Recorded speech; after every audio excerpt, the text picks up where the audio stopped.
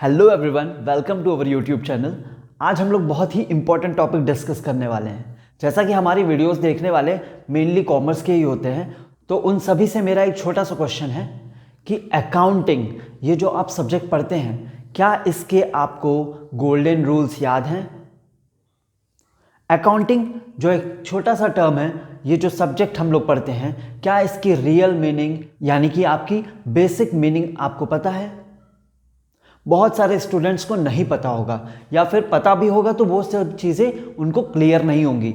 इसलिए हम लोग एक सीरीज स्टार्ट करेंगे जिसमें अकाउंटिंग के बेसिक से लेकर प्रोफेशनल तक हम लोग हर एक चीज़ डिटेल में डिस्कस करेंगे, सो दैट कोई अगर अकाउंटिंग सब्जेक्ट के लिए एकदम न्यू है तो उसके लिए भी सब कुछ क्लियर हो जाए, और कोई अगर बीकॉम या एमकॉम या फिर एमबीए वगैरह कर रहा है तो उसको भी सारी चीज़ें रिकॉल हो जाए। ठीक है, तो हम लोग एक एक करके हर एक अकाउंटिंग के छोटे छोटे टॉपिक्स को डिस्कस करेंगे और फिर अच्छे से अपने पूरे कंसेप्ट्स को हम लोग क्लियर कर लेंगे। ठीक है, वीडियोस छोटी छोटी रहेगी, पूरी कोशिश करेंगे कि एक वीडियो में आपके ज़्यादा कंसेप्ट ना हो, ताकि आपको रिमाइंड करने में प्रॉब्लम ना हो। ठीक है, बस आप लोग एक चीज़ ध्यान रखिएगा, जैसे जैसे मैं आपको पढ़ाता जा रहा हूँ आप लोग ज़रूर से ज़रूर नोट्स बना लीजिएगा। ठीक है, चलिए स्टार्ट करते हैं। सबसे पहले हम लोगों को क्या देखना है, आज के टॉपिक का नाम है हमारा अकाउंटिंग। ठीक है, ये जो वर्ड है इसको हम लोगों को डिस्कस करना है। ठीक, सबसे पहले हम लोग इसके डेफिनेशन के बारे में बात करेंगे। ठीक, इसके डेफिनेशन देखिए, वैसे तो बहुत सारे डेफिनेशंस बहुत सारे लोगों ने दिया है, लेकिन इसकी एक बेसिक डेफिनेशन को कैसे आपको याद करना है और इसका मीनिंग कैसे आपको क्लियर होगा वो हम आपको समझाएंगे। ठीक है, देखिए सबसे पहले तो देखिए अकाउंट लिखा है और ये लास्ट में ING है। जिस भी वर्ड में ING लग जाए इसका मतलब वो क्या है, वो एक प्रोसेस है। ठीक है, अगर किसी वर्ड के आगे ING सफिक्स में लगा हुआ है तो उसको हम लोग क्या कंसीडर करेंगे कि वो एक प्रोसेस है। ठीक, अब यहां पर क्वेश्चन आ गया, अकाउंटिंग एक प्रोसेस है, लेकिन किस चीज का प्रोसेस? तो यहां पर हम लोगों को चार चीजें ध्यान रखनी होंगी। क्या? RCA and I। इसका मतलब रिकॉर्डिंग, क्लासिफाइंग,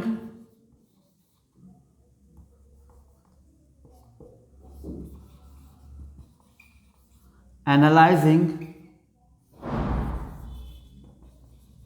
एंड इंटरप्रेटिंग।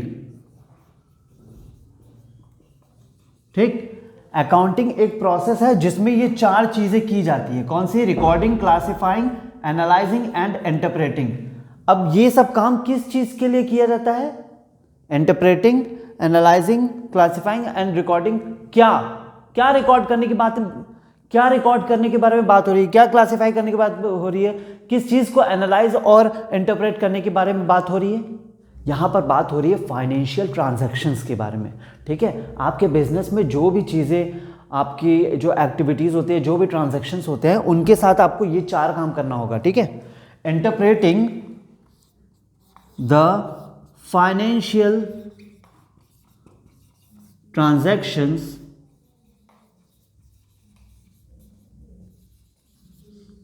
आपने फाइनेंशियल ट्रांजैक्शंस को क्या कर लिया है? रिकॉर्ड कर लिया, क्लासिफाई कर लिया, एनालाइज कर लिया और इंटरप्रेट कर लिया। और उसके बाद अब क्या करना है? जब ये चारों काम कर लेंगे, एंड देन कम्युनिकेटिंग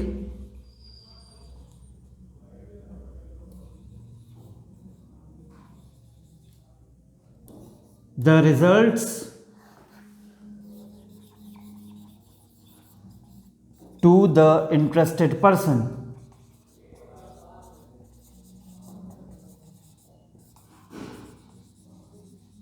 ठीक, तो यहां पर हम लोगों ने क्या देख लिया? Accounting is the process of recording, classifying, analysing and interpreting the financial transactions and then communicating the results to the interested person. आपकी कंपनी के जो फाइनेंशियल ट्रांजैक्शंस हैं उसको जो भी देखना चाहेगा, ठीक है, उसको आप ये जो रिजल्ट है, जो भी आपका लास्ट में अकाउंटिंग के लास्ट में बनेगा, वो आप उसको ये प्रोवाइड कर दोगे।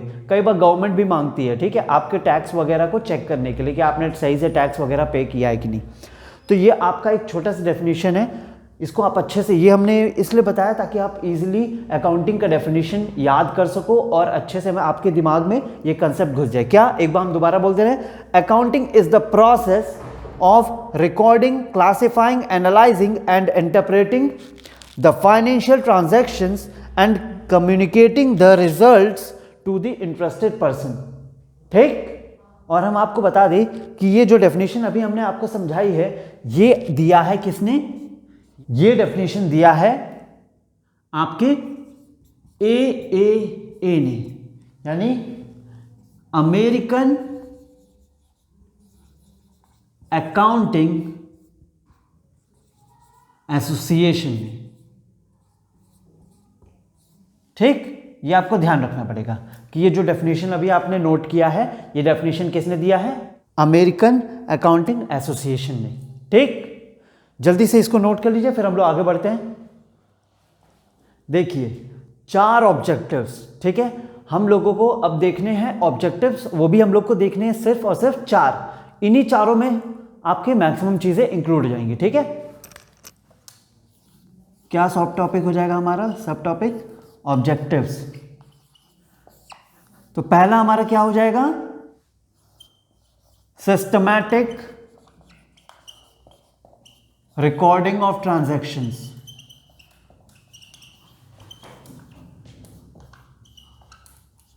ठीक, अब ये जो पहला ऑब्जेक्टिव है, ठीक है, अकाउंटिंग का जो ये पहला ऑब्जेक्टिव है, इसको अचीव करने के लिए हमारे पास कुछ चीजें हैं। वो क्या हो जाएगा, बुक कीपिंग,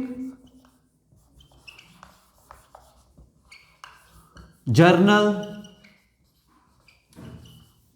लेजर और ट्रायल बैलेंस।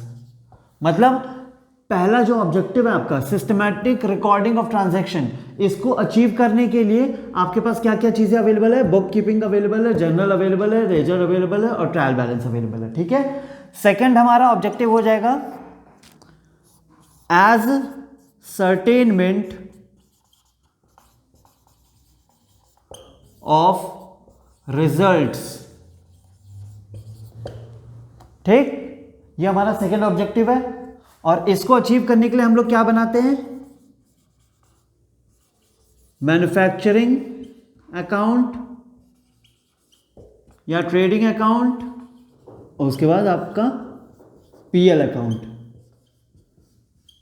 ठीक है, एसर्टेनमेंट ऑफ रिजल्ट्स, रिजल्ट के एसर्टेनमेंट के लिए हम लोग क्या क्या ये सब बनाते हैं। ठीक, थर्ड ऑब्जेक्टिव हमारा हो जाएगा एसर्टेनमेंट ऑफ फाइनेंशियल पोजीशन। जब आप चाहते हो कि आपका जो बिजनेस है उसका फाइनेंशियल पोजीशन आपको पता चले, तो उसके लिए हम लोग क्या बनाते हैं, बैलेंस शीट। ठीक, 3 ऑब्जेक्टिव हो गए, और तीनों को अचीव करने के लिए क्या क्या करना होगा वो भी हम लोगों ने बता दिया। अब फोर्थ हो जाएगा कम्युनिकेटिंग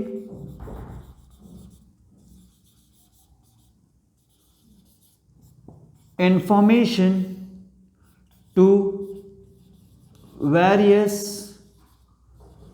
यूजर्स। और इस ऑब्जेक्टिव को अचीव करने के लिए हम लोग क्या बनाते हैं, फाइनेंशियल रिपोर्ट्स। ठीक, first objective systematic recording of transaction. ठीक है, इस ऑब्जेक्टिव को अचीव करने के लिए हम लोग क्या क्या बनाते हैं, bookkeeping, journal, ledger, trial balance. Ascertainment of results, result को एसर्टेन करने के लिए हम लोग क्या बनाते हैं, manufacturing account, trading account, PL account. ठीक, थर्ड ऑब्जेक्टिव है हमारा एसर्टेनमेंट ऑफ फाइनेंशियल पोजीशन। जब फाइनेंशियल पोजीशन का पता करना होता है तो हम लोग क्या बनाते हैं, बैलेंस शीट। फिर उसके बाद फोर्थ हमारा क्या है objective, communicating the information to various users.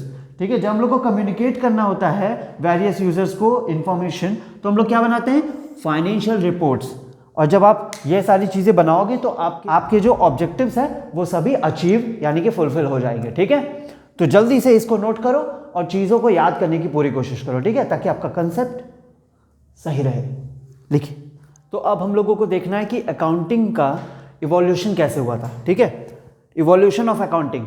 देखिए, as per the Indian mythology के अकॉर्डिंग चित्रगुप्त, ये टर्म आप लोगों ने सुना होगा, चित्रगुप्त जी का नाम सुना होगा आपने।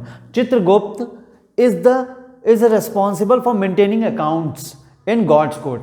ठीक है, गॉड के कोर्ट में, ठीक है, गॉड के कोर्ट में अकाउंट्स को मेंटेन करने का जो काम था, ऐसा माना जाता है कि वो किसका था, चित्रगुप्त का था। ठीक है, ये तो बस इंडियन मैथोलॉजी के बारे में, इंडियन मैथोलॉजी के अकॉर्डिंग अकाउंट्स कैसे प्रोनाउंस हुआ या फिर कैसे इवोल्यूट हुआ उससे रिलेटेड बस ये इन्फॉर्मेशन थी। अभी आगे देखिए, फादर ऑफ अकाउंटिंग। अकाउंटिंग का फादर हम लोग किसको बोलते हैं, हम लोग बोलते हैं लुका पैसियोली को। ठीक है, इनको हम लोग बोलते हैं। अब ये जो लुका पैसियोली जी हैं, इनको क्यों बोला जाता है फादर ऑफ अकाउंटिंग, क्योंकि इन्होंने जो बुक्स लिखी, जैसे आपका अरिथमेटिका एक बुक थी, फिर ज्योमेट्रिया एक बुक थी, फिर एक था प्रपोर्टियोनी एट प्रोपोर्शनैलिटा, ये बुक का नाम है। ठीक है, दूसरे लैंग्वेज में होगा, तो ये बुक का नाम था। इन्होंने ये जो बुक इंट्रोड्यूस की थी, इसमें फर्स्ट टाइम किसी ने डेबिट क्रेडिट जैसे टर्म्स का यूज किया था। ठीक है, इनफैक्ट यूज्ड, यहां पर हम लिख दे रहे, used the terms debit credit journal ledger etcetera for the very first time in his books. Luca Pacioli को हम लोग अकाउंटिंग का फादर इसलिए बोलते हैं क्योंकि उन्होंने अपने बुक्स में पहली बार, मतलब अब तक डिस्कस नहीं किया गया था, उन्होंने अपने बुक में पहली बार ही डेबिट क्रेडिट जर्नल लेजर इन सभी टर्म्स के बारे में डिस्कस किया था। ठीक है, और एक और इम्पॉर्टेंट चीज़, उन्होंने डबल एंट्रीज के बारे में भी बात की थी। ठीक है, आपको पता होना चाहिए कि अकाउंटिंग में हम लोग जब भी कोई फाइनेंशियल ट्रांजैक्शन करते हैं, अकाउंटिंग में क्या, जब भी बिजनेस में कोई भी फाइनेंशियल ट्रांजैक्शंस होता है तो उसके जो इफेक्ट है वो दो साइड जाते हैं। ठीक है, हमेशा वो डबल एंट्री सिस्टम होता है। ये बात आपको ध्यान रखना पड़ेगा कि हर फाइनेंशियल ट्रांजैक्शन का जो इफेक्ट होता है वो डबल इफेक्ट होता है, डुअल इफेक्ट होता है। ठीक है, डुअल एंट्री सिस्टम भी कहते हैं इसको, डबल एंट्री सिस्टम भी कहते हैं। तो आपको ये ध्यान रखना पड़ेगा कि लुका पैसियोली जी को हम लोग अकाउंटिंग का फादर बोलते हैं। और क्यों बोलते हैं, क्योंकि उन्होंने ये बुक्स लिखी थी और इन बुक्स में पहली बार किसी ने डेबिट क्रेडिट जर्नल लेजर जैसा टर्म यूज किया था। ठीक है, जल्दी से नोट कर लो इसको। तो आज हम लोगों ने देख लिया अकाउंटिंग का डेफिनेशन, अकाउंटिंग के ऑब्जेक्टिव्स और अकाउंटिंग का इवोल्यूशन। ठीक है, नेक्स्ट वीडियो में हम लोग बात करेंगे process of accounting, types of accounting और ब्रांचेस ऑफ अकाउंटिंग। ठीक है, जल्दी से ये तीनों चीज़ों को जो आप लोगों ने नोट किया है, नहीं नोट किया है तो वीडियो को प्रीवियस करके, मतलब बैकवर्ड करके वापस से अच्छे से नोट कर लो और सारे कंसेप्ट को अपने यहाँ पर घुसा लो। ठीक है, और आगे आने वाली क्लासेस को भी अच्छे से देखना और उसको अच्छे से पढ़ना। आप लोग अच्छे से नोट्स भी बनाते रहना सो दैट आपको बार बार वीडियो देखने की ज़रूरत ना पड़े और अच्छे से आप अपनी रिवीजन कर सको। ठीक है, चलिए, thank you so much. Video अच्छी लगी हो तो लाइक करिएगा, अपने फ्रेंड्स के साथ ज़रूर शेयर करिएगा, क्योंकि क्या पता उनको भी अकाउंट्स का बेसिक ना पता हो या फिर उनको भी अपने बेसिक्स क्लियर करने की ज़रूरत हो। ठीक है, चलिए, आप सभी अपना ध्यान रखें और थैंक यू सो मच।